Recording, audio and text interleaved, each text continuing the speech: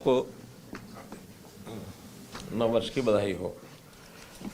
आज इस पहली कैबिनेट मीटिंग थी 2024 की। तो इस कैबिनेट मीटिंग में कुल 17 एजेंडाज थे, जिसमें से चर्चा करने के बाद 2 एजेंडाज ऐसे थे जिसमें छोटी मोटी कमी पाई गई, तो उसको अगली मीटिंग के लिए रेफर किया है। 15 के ऊपर चर्चा करके उनको पास किया है। जो ठेकेदारी प्रथा को खत्म करने की कोशिश की गई थी, अब सरकार दूसरी ठेकेदार बन चुकी है और साथ ही साथ इजराइल भेजने के मसले पर उन्होंने कहा कि इजराइल में जो हालात बने हुए हैं, ऐसी स्थिति में सरकार किस बिना पर उन्हें भेज रही है इजराइल, और क्या उनकी सुरक्षा को लेकर क्या कुछ रिस्पॉन्सिबिलिटी जो है वो सरकार ने ली है? देखिए, पहली बात तो है कि अच्छी अच्छी चीज़ों को अपने निशाने पर वो रखें हैं, तो मुझे अच्छा लगता है। HKRN को उन्होंने निशाने पर लिया है। जैसे पहले फैमिली ID को लिया था, पहले पोर्टल को लिया था, अब उन्होंने ये HKRN को ले लिया है। तो जो चीज़ें ठीक चीज़ें हैं, अच्छी चीज़ें हैं, उनको निशाने पर लेंगे तो जनता उनको निशाने पर ले लेगी। ठीक है ना। HKRN इन सब समस्याओं की निजात दिलाने के लिए एक हमने निगम बनाया है, और वो आज भी उसकी जो उपयोगिता है वो उनको समझ में नहीं आ रही है। आज जो लोग जो उस नौकरी को कर रहे हैं, जो आउटसोर्सिंग पर जो उनके साथ अन्याय होता था, जो उनके साथ एक प्रकार से शोषण होता था, उस सब से बच गए हैं। सबको EPF के अंतर्गत दर्ज कर लिया गया है, सबको ESI का बेनिफिट मिलता है, सबको सैलरी टाइम पर मिलती है, वो जो कट लगते थे वो सब खत्म हो गए हैं, सबको निश्चित अपना पता है। हाँ, इतना ही है कि वो है ये भी आउटसोर्सिंग का ही, ये कोई पक्की नौकरी नहीं है। इसमें हमने अपनी योजनाओं में जो प्लानिंग बनाई है, पारदर्शी बनाई है कि जो गरीब है, जो पुअर है, जिसको छोटा सा काम मिलने के बाद भी उसके परिवार का सिस्टम चल पड़ेगा, हमने प्राथमिकता उसको दी है। कि परिवार की आय 1 लाख रुपए से कम है तो उसके कोई नौजवान है तो पहले उनको दो, फिर 1.5 लाख से कम है, 180 से कम है, फिर उसको दो। दूसरा, उसमें अच्छे जो क्वालिफाइड पढ़े लिखे लोग हैं उसके हिसाब से मार्क्स हैं, उनका रैंकिंग बनता है, रैंकिंग के हिसाब से जितनी जहाँ से आवश्यकता होती है उनको दे देते हैं। ये सबको पता है कि 1 साल के बाद फिर रिन्यूअल होगा इसका, जैसे आउटसोर्सिंग में होता है, तो सारा रिन्यूअल होता है, सब हिसाब से होता है, और ठेकेदारों से उनको मुक्ति दिलाई है। ये हमने कमिट किया था, हम ठेकेदारी प्रथा में से उनको बाहर निकालेंगे। अच्छा, शुरू में जो लोग नहीं आए थे हमने ऑप्शन दी थी, जो इसमें आना चाहे आए, नहीं तो ठेकेदार के हिसाब से जो काम कर रहा है करता रहे। जो लोग उस समय नहीं आए थे, आज उनकी सिफारिशें हैं, दबाव हैं कि हमको भी HKRN में डालो, हमको HKRN में डालो, तो डिमांड हो रही है। अगर ये इस प्रकार का होता तो फिर लोग डिमांड क्यों करते। और मैं कहता हूँ एक अच्छी चीज़ हमने शुरू की है और वो इसको टारगेट पर ले रहे हैं, तो कम से कम जिनको इनका लाभ हो रहा है वो तो सब उनके विरोध में खड़े ही हो जाएंगे। HKRN में उनके जो सिस्टम ठेकेदारी के माध्यम से जिनके जुगाड़ बैठे हुए थे वो जुगाड़ खत्म हो गए, इसलिए उनको HKRN गलत लग रहा है। लोगों को विदेश भेजा जाता है इलीगल तरीके से, इसको हर कीमत पर रोकेंगे। और अब हमने फॉरेन कोऑपरेशन डिपार्टमेंट और जो सेल है हमारा, क्या नहीं HKRN तो है ही है, placement cell, overseas placement cell और फॉरेन कोऑपरेशन डिपार्टमेंट, दोनों मिल करके जहाँ की आवश्यकता होती है उनको यानी कौशल रोजगार निगम के माध्यम से उनकी ट्रेनिंग कराई जाती है और फिर उनको भेजा जाता है। अभी लगभग 10,000 से ऊपर, 10,500 के आसपास एक हमने एडवर्टाइजमेंट की थी, जिसमें 4,000 के आसपास लोगों ने अप्लाई किया है।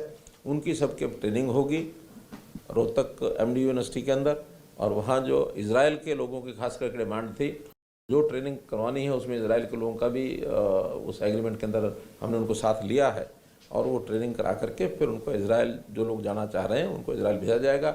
अगली एक एडवर्टाइजमेंट और 15 जनवरी के आसपास फिर से हम निकालेंगे, ताकि जो लोग इस प्रकार से इलीगली जाने की कोशिश करते हैं उनको एक ठीक और साफ सुथरा स्वच्छ रास्ता मिल जाए।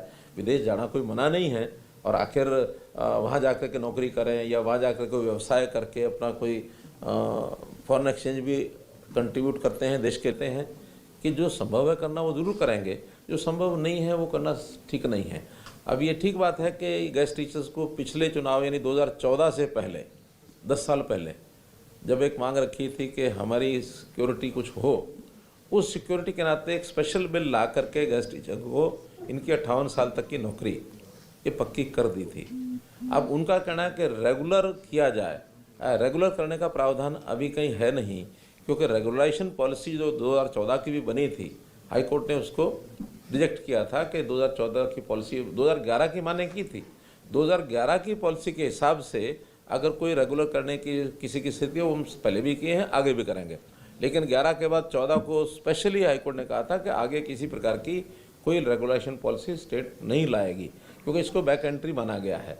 रेगुलर भर्ती के नाते हमारा प्रोसेस सारा पहले भी चल रहा है, आज भी चल रहा है। हाँ, उस रेगुलर भर्ती को भी रोकने में एक गैंग लगा हुआ है, उस गैंग के साथ हमारी लड़ाई चल रही है। तो उस गैंग वो न रोक पाए तो हम हर दिन उसके ऊपर विचार करते हैं कि कहीं ऐसी कमी कोई ना रह जाए जिसमें भर्ती रोको गैंग।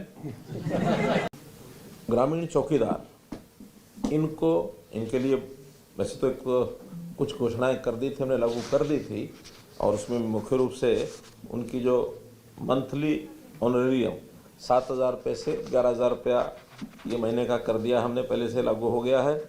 यूनिफॉर्म अलाउंस 2,500 रुपये की बजाय 4,000 रुपये पर एनम किया है। Cycle allowance in 5 years, one time in 5 years, ये 3,500 रुपया उनको ई-रुपये का कूपन मिलेगा ताकि वो साइकिल ही खरीद सकें और कुछ ना ले सकें। और डेथ रजिस्ट्रेशन में उनको पहले 300 रुपया प्रति डेथ, गांव में कोई डेथ होती है तो उसको रजिस्ट्रेशन करना होता है, 300 रुपया मिलता था, उसको उन्हें 400 रुपया प्रति केस ये किया है। और एक चीज़, सेवानिवृत्ति के बाद 65 साल की आयु में उनको सेवानिवृत्ति होती है तो एक मुश्त 2 लाख रुपए की वित्तीय सहायता। मुख्य रूप से ये बिना कैबिनेट के एजेंडे के नहीं आ सकता था, तो ये आज क्लियर कर दिया हमने कि अब रिटायरमेंट के समय 2 लाख रुपया।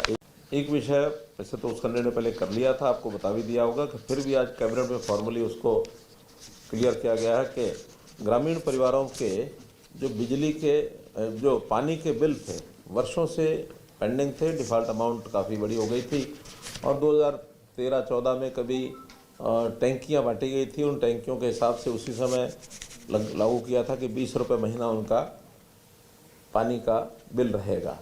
टैंकी लगने के बाद लोगों ने टैंकियाँ ले ली, पानी के बिल मुझे लगता कभी इशू भी हुए होंगे। अब डिपार्टमेंट को जब लगा कि ये विषय तुम्हारा पेंडिंग पड़ा है, उस समय उनके सबके बिल भेजे गए, और जब ज़्यादा बिल लगे तो सब लोगों ने कहा कि इतने साल के बिल एक साथ भेजे गए हैं। हमें भी लगा कि ये ठीक नहीं है, तो कम से कम जितना बिल कोई भी सामान्य व्यक्ति उसको देना चाहिए, तो 2,000, 5,000, 10,000 बिल भी हो गए थे। हमने निर्णय लिया कि उन सब का अनुसूचित जाति के नाते से बिल का दर है 20 रुपये महीना, और जो अनुसूचित जाति, गैर अनुसूचित जाति के बाकी अन्य लोग हैं, उनकी जो बिल की रेट है उनका 40 रुपये महीना। तो सिर्फ 1 साल का जो है पेंडिंग पिछले प्रीवियस ईयर का वो लेंगे, और बाकी सारे का सारा हमने माफ़ कर दिया है, इंक्लूडिंग इंटरेस्ट एंड पेनल्टीज, सब माफ़ कर दिया। अब मैक्सिमम बिल अनुजाति परिवार का 240 रुपये, और अदर देन अनुसूचित जाति वो 480 रुपये ये लेना है।